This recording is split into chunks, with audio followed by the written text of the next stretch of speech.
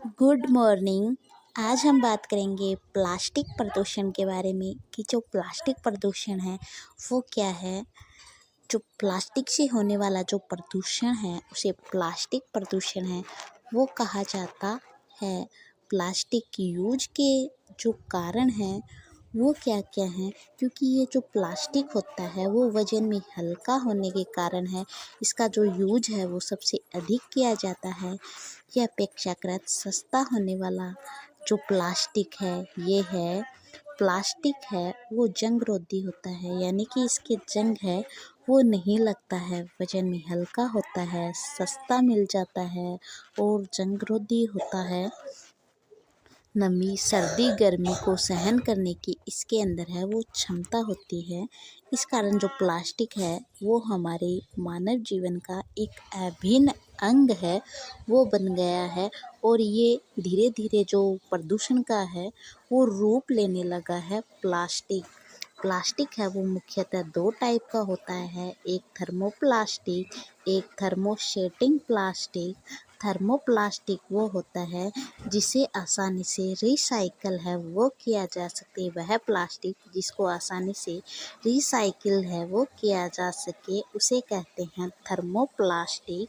जैसे कि ये जो प्लास्टिक है इसे बार बार गर्म करके इसे मन चाहे जो आकार है उसमें इसका परिवर्तन है वो कर सकते हैं, वो होता है थर्मोप्लास्टिक।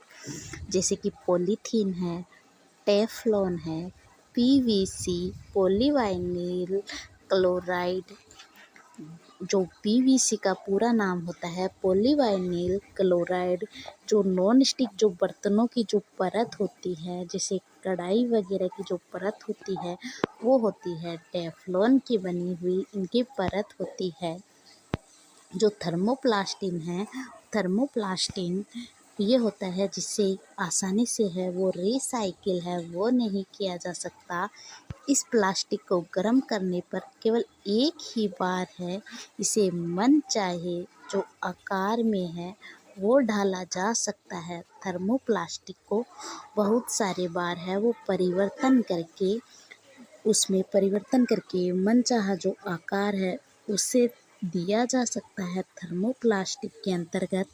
लेकिन जो थर्मोसेटिंग प्लास्टिक है वो उसे आसानी से है वो रिसाइकिल है वो नहीं किया जा सकता। जैसे कि बेकेलाइट मेलेमाइन की जो प्लास्टिक है उसे सिर्फ एक बार ही है वो मनचाहे आकार में है वो डाला जा सकता है। बेकेलाइट और मेलेनाइन नामक जो प्लास्टिक है उसे अब हम जो थर्मोसेटिंग जो प्लास्टिक है उसके उपयोग की बात करते हैं। जो थर्मोसेटिंग प्लास्टिक है वो डिनर सेट के जो बर्तन होते हैं उनके निर्माण में है वो यूज किया जाता है। बर्तनों के हैंडल के निर्माण में बेकेलाइट का है वो प्रयोग किया जाता है।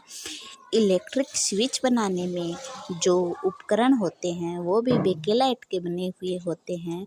बोर्ड निर्माण में, इलेक्ट्रिक स्विच निर्माण में, बोर्ड निर्माण में है वो थर्मोसेटिंग प्लास्टिक का है वो प्रयोग किया जाता है। टीवी के निर्माण में थर्मोसेटिंग प्लास्टिक का उपयोग किया जाता है। रेडियो है आदि जो बाहरी आवरण का जो निर्माण किया जाता है वो होता है सेटिंग प्लास्टिक।